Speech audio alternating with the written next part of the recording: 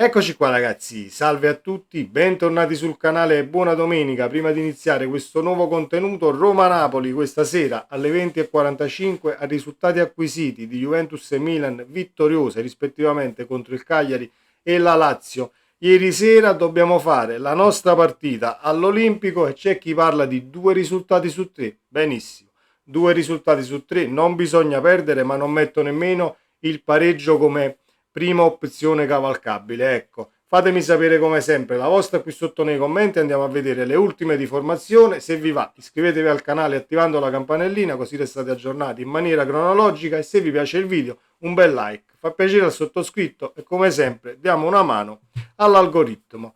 La Roma ha reso noti tramite il proprio sito ufficiale i calciatori convocati da Giampiero Gasperini per la sfida contro il Napoli. Portieri: Svilar, Vasquez e Gollini. Difensori: Rensch, Dica, Simicas, Selic, Hermoso, Mancini, Ziolkowski, Wesley, Sangaré e Ghilardi. Centrocampisti: Cristante, Pellegrini, El Ainaoui, Conè, Baldanzi, Pisilli, Ferguson, Sule, El Shaarawy, Bailey e Dybala a completare le convocazioni per il reparto offensivo. Antonio Conte ha ricevuto un'ottima risposta dal 3-4-3 e continuerà con questo sistema di gioco, quasi assenti dubbi di formazione visti i tanti infortuni. Quindi Savic in porta, Beukema, Rachmani, Buongiorno, la linea di difesa, Di Lorenzo e Olivera sugli esterni, in mediana, in mezzo al campo, Lobotka e McTominay, perché i centrocampisti poi sono assolutamente pochi e dobbiamo fare di necessità virtù. Situazione ancora in dubbio per quanto riguarda il tridente là davanti. Dovrebbe essere Politano, Højlund, Neres e Mincazzo. Potrebbe essere, no Mincazzo, Neres, no Alang e Højlund, perché quello che ci fanno sapere è proprio questo: Spinazzola verso la convocazione ma difficilmente partirà titolare. In attacco fiducia a Højlund e Neres per la terza maglia e ballottaggio tra Noalang e Politano con l'olandese in vantaggio. Io vorrei leggere ballottaggio tra Politano e Neres con Noalang a sinistra, senza tornare su errori, perché di errori dobbiamo parlare. Politano a destra, Neres a sinistra, un pesce fuor d'acqua, e poi addirittura comunque possiamo schierare solamente Olivera con Spinazzola appena rientrato, non hai nemmeno un terzino di spinta che si fa tutta la fascia e al limite scende fino alla linea di fondo campo avversaria. Perché tornare su quei passi e invece di tenersi quel Politano in panchina, arme in più che potrebbe darti una grossa mano sia in fase difensiva nel caso al 60esimo, al 65esimo, quando lo vuoi fare entrare sei in vantaggio, sia dal punto di vista offensivo nel caso devi rimettere la partita in sesto e quindi avrai spinta, gamba e un calciatore fresco che può dire la sua partendo dalla panchina. Mi auguro che si vada, diciamo, verso questo di ballottaggio, Neres o Politano, e non Lang Politano sedendo di nuovo l'olandese, perché poi noi veniamo qui e diciamo sì però lo spogliatoio, qualcuno si lamenta eccetera. Io mi rendo conto che se devo adattare un calciatore a sinistra, in questo caso Neres, perché lo stai andando ad adattare e io no a Lang, devo sedermi in panchina perché devi far giocare Politano, un tantino mi stizza. Siamo tutti d'accordo che devi essere un calciatore maturo e stare alle scelte del mister, e qua non ci piove, però hai sotto mano il tridente che comunque ha fatto bene nelle ultime partite. Riproponilo per poi avere qualche scelta più che valida dalla panchina per poter far rifiatare qualcuno. Le ultime sulla Roma: Giampiero Gasperini tira un sospiro di sollievo, allarme rientrato per Conè e El Ainaoui dopo i problemi fisici accusati nel match di Europa League. Nel classico 3-4-2-1 del tecnico giallorosso ci sarà Svilar tra i pali, in difesa inamovibili Mancini e Ndicà, poi Hermoso e in Paul su Ziolkowski. In mediana quindi c'è Conè insieme a Cristante, sulle corsie laterali Selic e Wesley. Si va verso un tridente offensivo leggero con Pellegrini e Sule a supporto di Dybala, falso 9.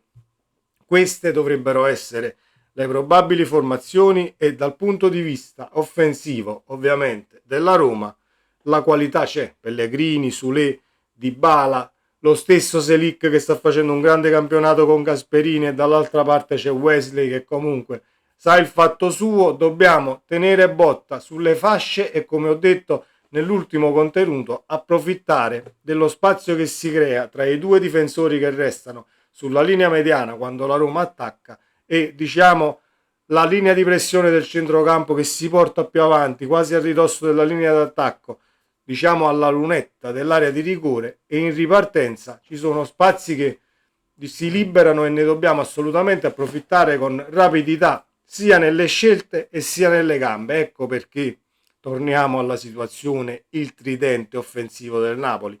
Facciamo le cose per bene e facciamo giocare Neres, Lang e Højlund così come è stato. Poi non ti va bene, devi cambiare qualcosa, benissimo.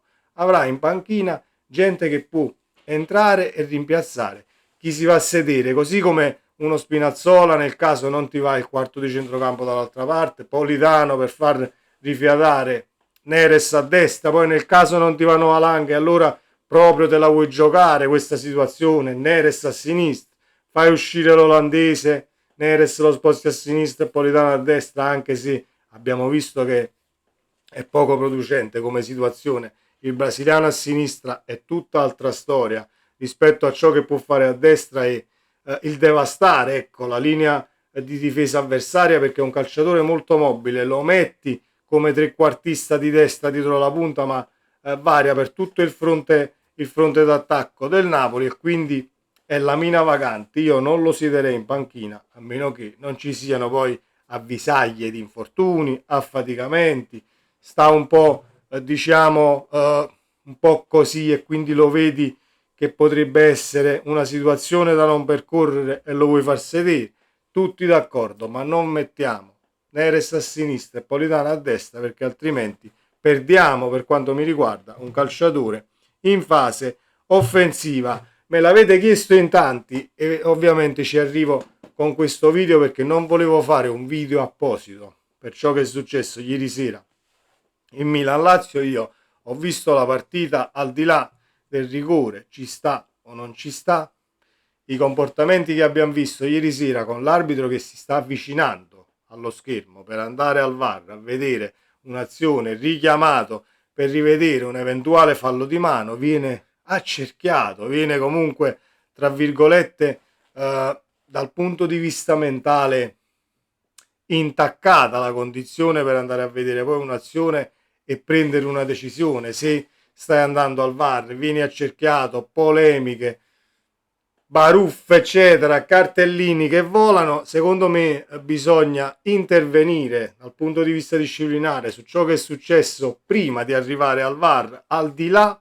del fallo, non fallo, ravvicinato, il braccio è fuori sagoma, ma c'è un fallo prima sul calciatore del Milan quando in area sono abbracciati tutti e due, quindi per me non c'è nessun fallo prima per quanto mi riguarda. Però se quando io vado al VAR mi dai le inquadrature che oscurano le mani del calciatore del Milan che è abbracciato e avvinghiato sul calciatore della Lazio, scontro in area, e allora è normale che posso prendere una decisione in una direzione piuttosto che in un'altra. Le inquadrature devono essere viste tutte quante, perché a me sembra alla pari lo scontro in area per quanto riguarda l'abbracciarsi e l'ostacolarsi, quindi non c'è nessun fallo prima, e se il braccio è fuori sagoma è calcio di rigore per quanto mi riguarda, perché quella palla sarebbe finita, credo, in rete, vista la situazione ravvicinata e visto l'angolazione dove poi stava andando a finire il tiro. Noi alziamo le mani, ne prendiamo atto di tutto ciò che è successo ieri sera e ci stiamo segnando tutti gli episodi. Sappiamo benissimo come funziona in Italia e come vengono prese delle scelte. Quasi sempre, dal punto di vista mentale, non sei tranquillo quando devi andare in mezzo al campo, accendere il microfono e dire a tutti perché e per come hai preso una determinata decisione. Speriamo di fare la nostra partita, non firmo nella maniera più assoluta per il pareggio, ma cercheremo e mi auguro di portare a casa il massimo risultato dall'Olimpico. Non si deve perdere, siamo tutti d'accordo, perché altrimenti poi dal punto di vista dei punti la Roma scapperebbe, perdi comunque terreno sul Milan, perdi comunque punti sulla Juve che ha vinto, l'Inter che gioca e quindi probabilmente porta a casa la vittoria e perdi anche lì.